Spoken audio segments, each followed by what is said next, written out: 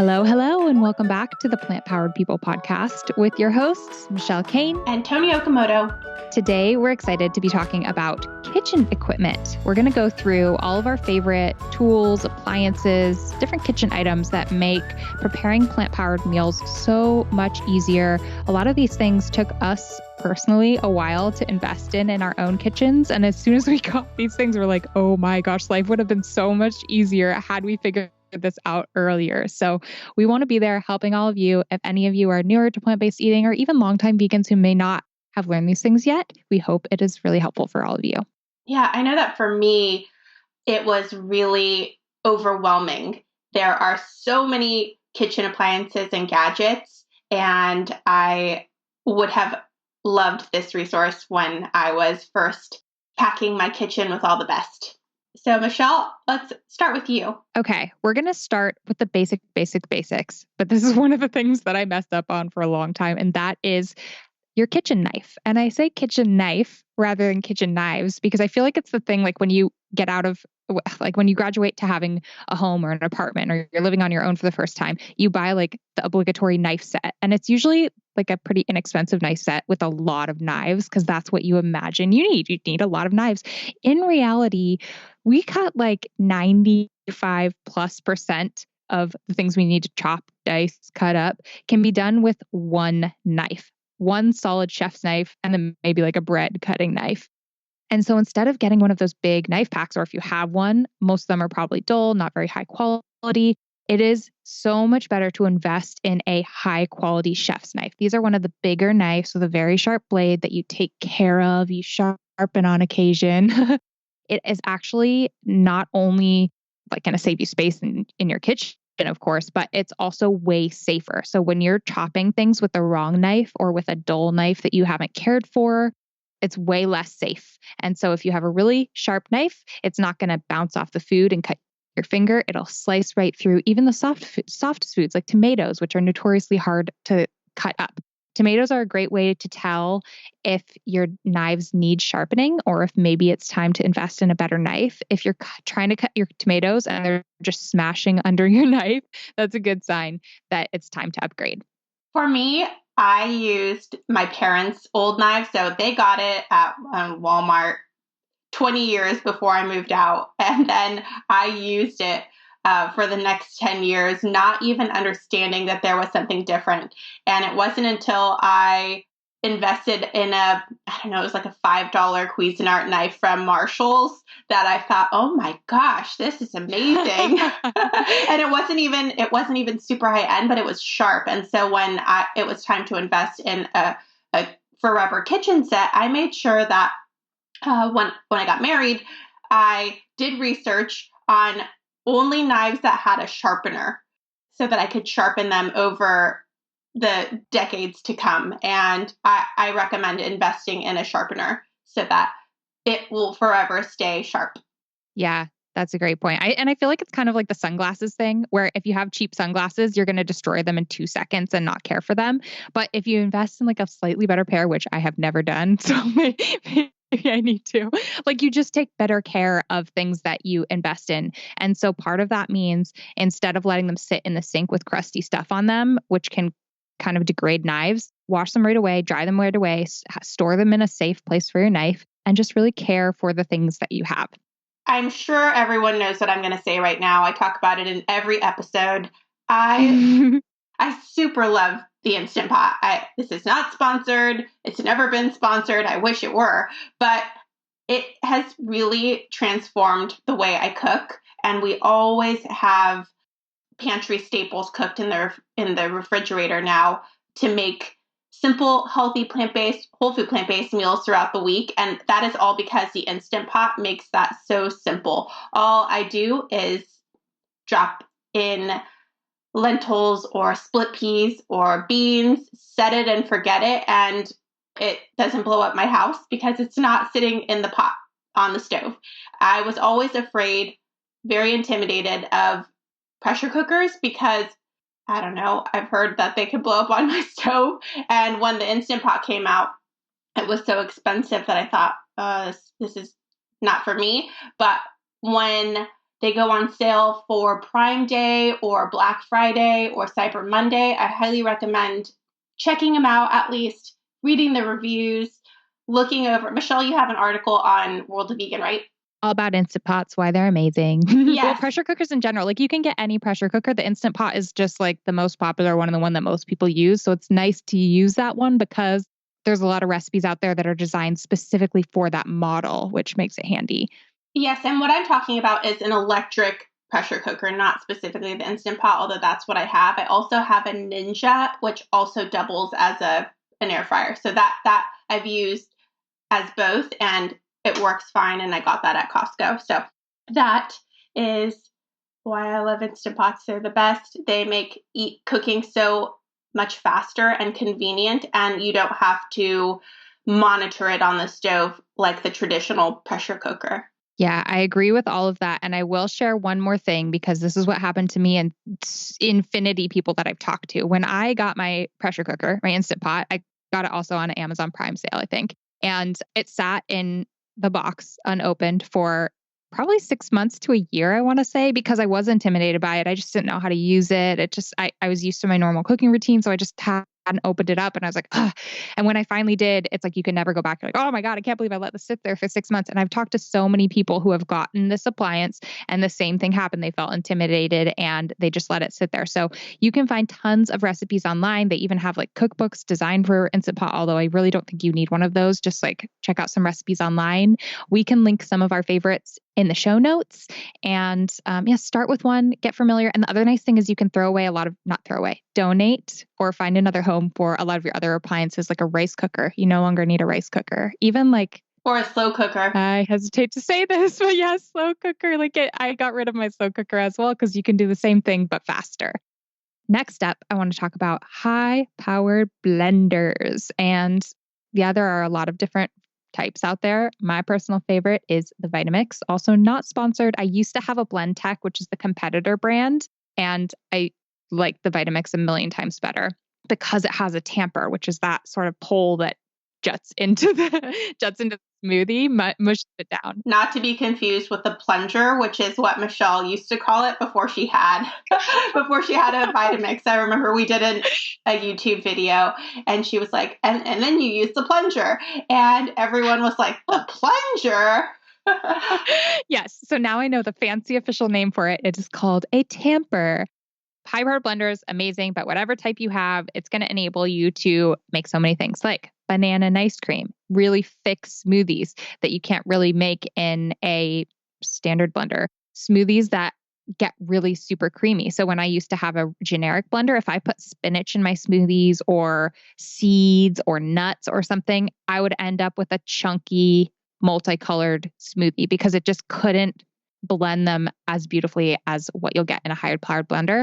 I use my Vitamix pretty much every single day. I make smoothies all the time. I love them. They're like milkshakes that are healthy. They're so, so good, but you can also make sauces in them. You can cream up soups instead of in an immersion blender. You can dump it in your blender and blend up soups. You can make cheese sauces in there. So when I make like my healthy mac and cheese, the recipe's on World of Vegan, that's like a cream sauce made from cashews and it gets beautifully silky, creamy using the high-powered blender. Also, nut butters. I remember the first time I made peanut butter in mine, and all I did was put unsalted roasted peanuts into the Vitamix and put it on the super high. What is that called? The function that's the super high one. Mm-hmm. I don't know. Anyway, it has a name, and I was amazed that in 5 minutes I had a creamy peanut butter. Yeah, definitely. But I mean, high-powered blenders, especially the Vitamix, is crazy expensive. If you're going to get it, I bought mine refurbished and I also did it on an Amazon sale day, one of their sale days of the year. And that helped bring the price down. But we are talking like $100+ / hundreds of dollars. So the vast majority of people cannot drop that on a blender unless you've been saving for it for years. So a lot of the things that we're talking about making in a blender, like banana and ice cream or nut butter, if you don't have a high power blender, you can actually make it in a food processor, which Tony's going to talk about next. I did not have a proper food processor. I had like a 3-cup food processor for a really long time. That's one of those really tiny ones. But for my wedding, I put on my registry Cuisinart 10 cup. And I feel like the 10 cup has been really the perfect size. It doesn't take too much space in the kitchen cabinets, and it also holds sauces very well. So the 10 cup is what I recommend. And also, if you can get one with attachments, not all of them have attachments, but the one that I got has attachments, and you can grate very quickly. I grate all kinds of vegetables, carrots, zucchini, you name it. And it also has, what is it when you thinly slice? You can thinly slice using your... I don't think there is a word for that. I was thinking shred, but no, thinly slice. It's like a specific cut that it has. And it just makes kitchen prep really quickly. So I like it when I'm doing my food prep day. I cut up all of the vegetables. So it makes cooking throughout the week much faster. And like Michelle said, it blends very well. It has different attachments for the type of chop that you want. And then you can also pulse or push the button that makes everything completely smooth. So I recommend the food processor. Definitely. And the food processor is another thing that during my many, many years of vegan, for a long time, I didn't use it because I just didn't know all of the things that it could do. But now, more than a decade later, now that I've tried infinity recipes, I turn to my food processor all the time. And so if you get an appliance and you're like, it's kind of sitting there, I'm not really using it much, go on Google and look for vegan recipes made with that appliance, and you'll start to learn different ways that you can utilize the tools available to you to get more creative with your dishes at home, to make life easier, to make cooking prep faster. And yeah, that's definitely the case with the food processor. And also for my food processor, I put it on my registry, and the type of registry I had allowed you to go to different websites and find the cheapest prices and do your research. Food processors vary very greatly in price. And I just read a lot of reviews to find the one that was going to be within our budget, or budget that we felt people could afford, and also high quality. And it doesn't always need to be the Brayville top of the line $1,000 food processor that's going to be the best. It sometimes is the $80 food processor that could be amazing. Yeah, my food processor, I think, was maybe $25 or $35 on Amazon. I got it more than a decade ago, and I was in the period of life where I would just get whatever was like the least expensive possible. And I'm actually kind of waiting / hoping that it breaks, because it is definitely very low quality. But even with that, it has lasted 10 plus years and still is doing the job for me. And I refuse to get rid of it while it's still working. So we will see. With that, did the $25 one come with attachments? Yep. It has, it has like the little metal thing that you pop in that can shred and grate and everything. Okay. If you're looking on Amazon, looking at the reviews is so helpful, seeing how other people like it and how it lasts in their kitchen. So helpful. And also, if you are shopping on Amazon, there are often used options that have been returned, and those are discounted. That's how I bought my pressure cooker. That's awesome. Love that tip. I'm going to talk about something that I just recently started using in my kitchen. I was just gifted this over the holidays this past year, and that is an ice cream maker. And I used to think of this as like such a superfluous thing. When I lived in a tiny apartment, there was no way I was going to add another appliance to my already super tiny cluttered kitchen. But now that I have a little bit more space, if you do have more space and you eat ice cream regularly, oh my God, ice cream makers are amazing. I had no idea how easy it was, how quick and easy it was to make ice cream. We're talking like minutes, and minutes of active work. Obviously, there's a lot of waiting for it to like harden in the freezer, but it's so easy and it's so delicious. The one thing I will say is I've been experimenting with a lot of different ice cream recipes that are vegan.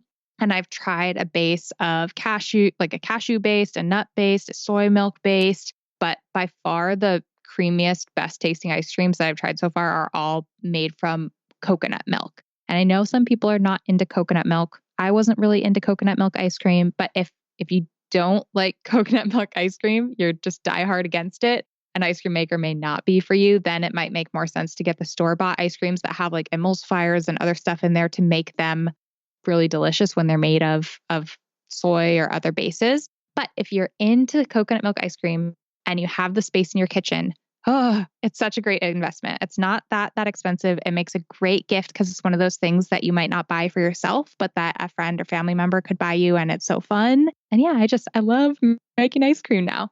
Even if you don't like the milky ice creams, which that would be shocking to me, you can make sorbets and other types of treats with the ice cream maker. I know I've made, there's a recipe on Plant Based on a Budget for strawberry mint sorbet, and it's just blended up fresh strawberries and a little bit of sugar, and it's so good. So there are a lot of different options. If you are intimidated by trying different plant milks, you can start with something super simple like a sorbet.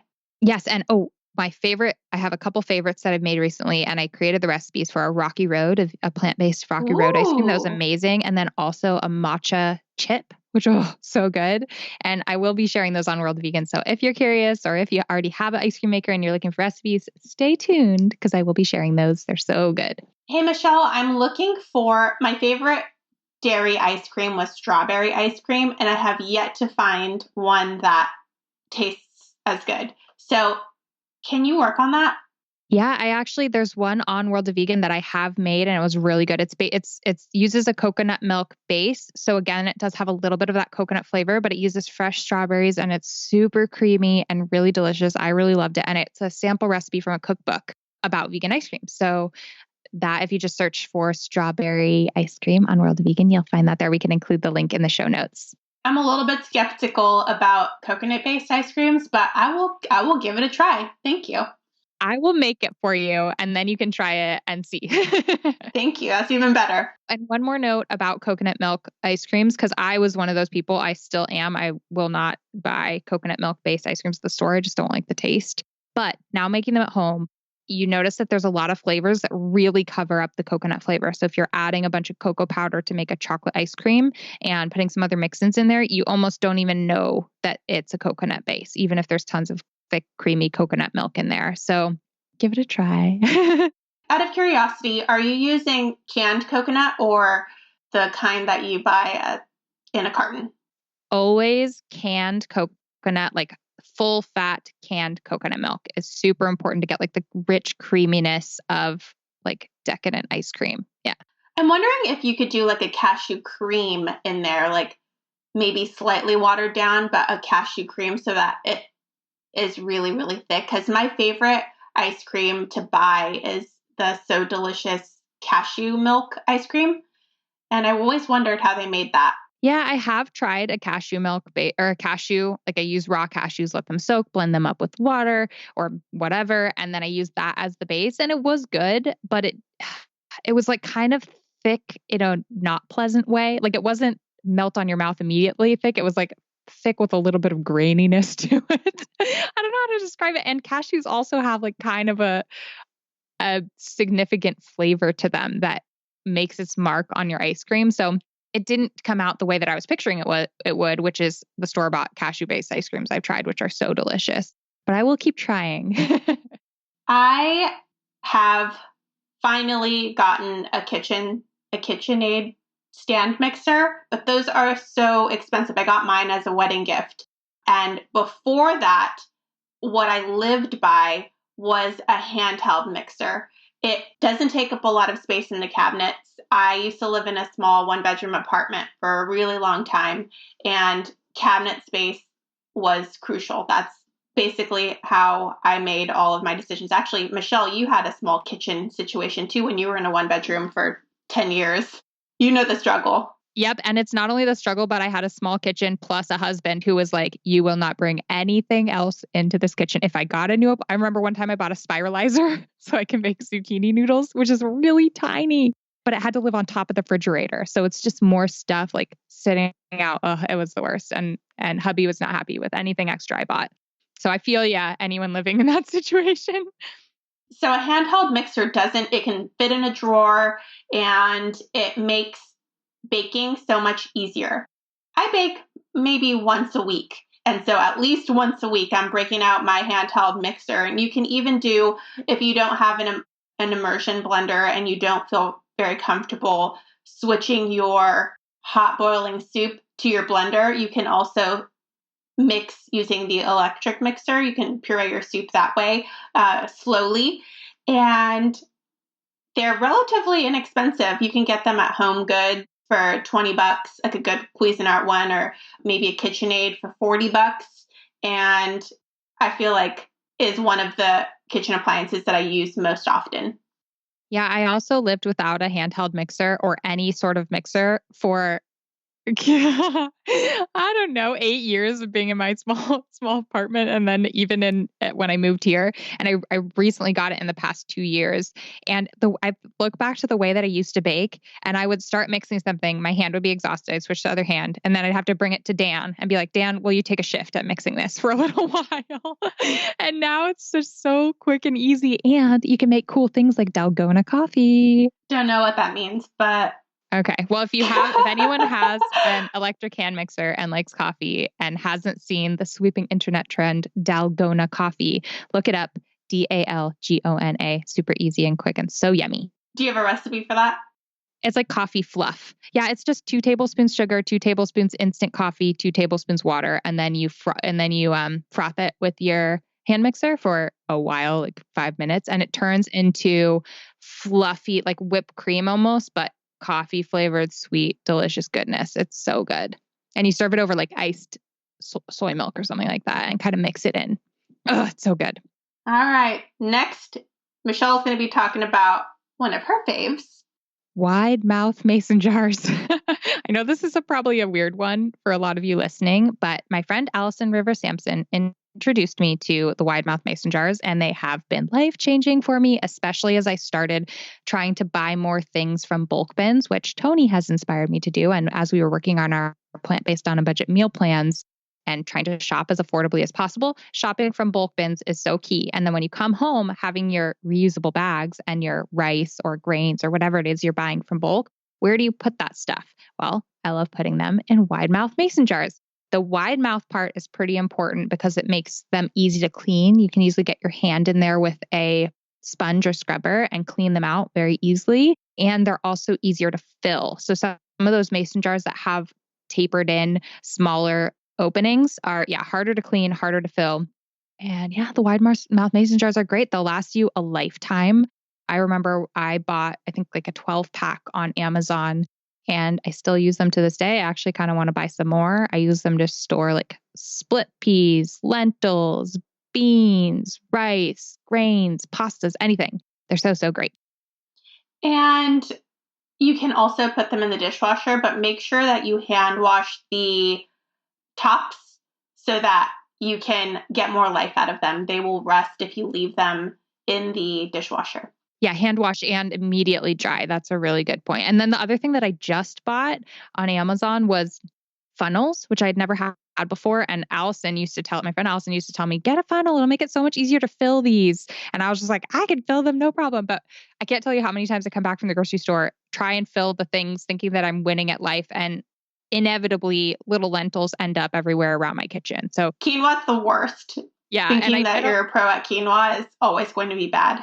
Yes. And it like falls in between my stove and my counter where I will never find it until I move out of the house. So that's gross. And I don't know how to describe them, the funnels, but we'll drop a link in the show notes. All right. I'm moving over to silicone baking mats. I feel like the past couple years, I have really, really tried to limit my waste. And I'm very far from perfect. Very, very, very, very, very, very far. But one of the things that I do is use silicone baking mats. And as I mentioned, I bake about once a week.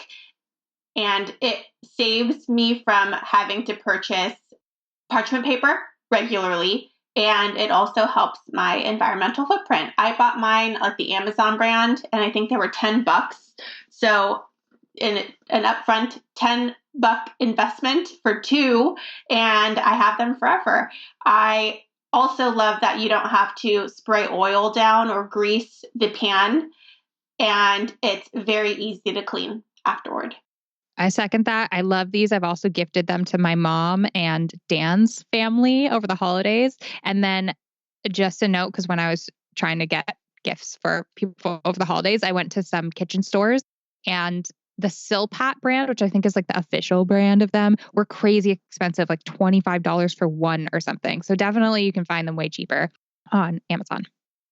Next, I want to jump into one of my also recent favorites, which are nonstick saute pans. For a long time, I avoided nonstick pans because you read all those things about how they're horrible for your health, horrible for the environment, all the things. But my birth father introduced me to these pans called T-Fal pans.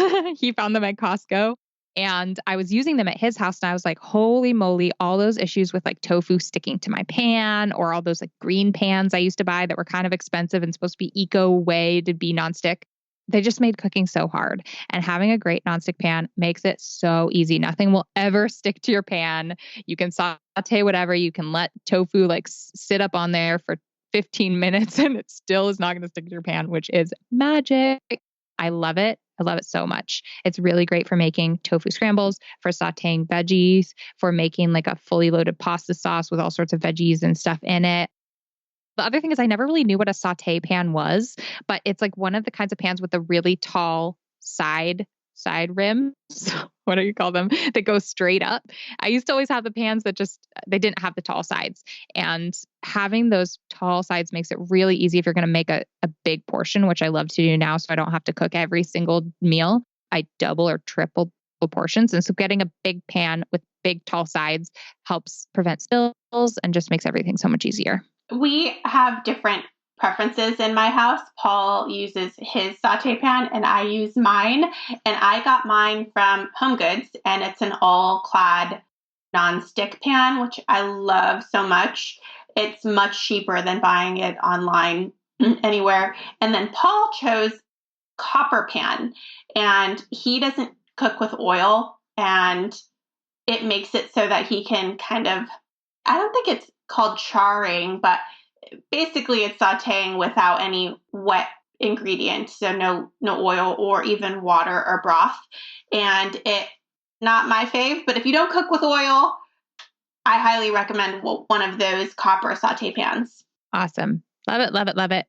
We have a couple other favorite things that we will drop over in the show notes. If you guys want to head there, it's plantpoweredpodcast.com and click on this episode, and you will find a recap of everything we've talked about today, links to all of our favorite things. And I hope this has been helpful for those of you who are either newer in cooking in the kitchen or longtime seasoned chefs who want our opinion. I know some of these options have really changed the way I cook. Like I mentioned, the Instant Pot, the knife situation, and I know it can dramatically change your life too. It just makes it so much easier to eat healthy with the right tools. So I am excited to hear what you choose. You can send me a message at Plant Based on a Budget. Michelle, I will relay those messages to you. And I read all of our messages now pretty much too. Yay! Oh, yay. Okay. Season 3, message Michelle also. Love hearing from you guys. Thank you so much for tuning in. As always, you can hear all of our other podcast episodes at just wherever you're tuned into podcast player, but also at plantpoweredpodcast.com. If you want to support the show, you can do so via Patreon. We are so grateful for our Patreon supporters. Thank you so much. It's patreon.com/plantpoweredpeople. And that supports our podcast and our other various projects trying to bring free resources to people who are trying to live plant-based. Thank you again for listening, and we'll catch you in the next episode. Bye. Everyone.